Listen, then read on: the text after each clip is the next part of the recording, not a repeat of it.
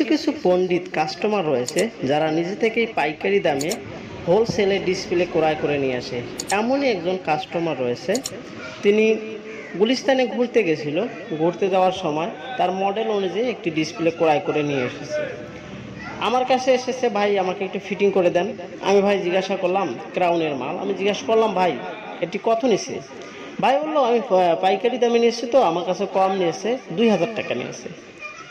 আমি ভাইকে বললাম, ভাই আমরা এটা সার্ভিস 400, আমরা 1500 টাকায় লাগিয়ে থাকি, আপনার কাছে 2000 টাকা নিল, সেটি আবার হোলসেলে আপনার কাছে কম নিছে। ঠিক আছে, ভালো। তারপর বললাম, ভাই আমার কাছে ফিটিং করতে আসেন, ফিটিং করার চার্জ পড়বে আপনার 250 টাকা, আপনি আমার কাছে ফিটিং করাবেন? ভাই বললো একটু আটা লাগিয়ে দিবেন, আটা লাগানো 250 টাকা। ভাই বললাম, ভাই আপনি 2000 টাকা দিয়ে একটা পণ্য কিনলেন, আমার কাছে 250 টাকা দিতে পারবেন না? তাহলে এক কাজ করেন, আপনি নিজেই লাগান, আপনাকে আমি আটা যা যাবতীয় এগুলো সব দিচ্ছি, আপনি নিজে লাগিয়ে নেন। ভাই বলতেছে, ঠিক আছে ভাই, আমি পারবো না, আপনি লাগিয়ে দেন।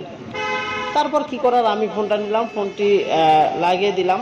সেখানে আসলে সবার কাছে পাইকারি বিক্রি হয় না, কিছু কিছু ক্ষেত্রে আছে যে আমাদের থেকে অনেক বেশি নিয়ে থাকে, কারণ ওখানে ওরা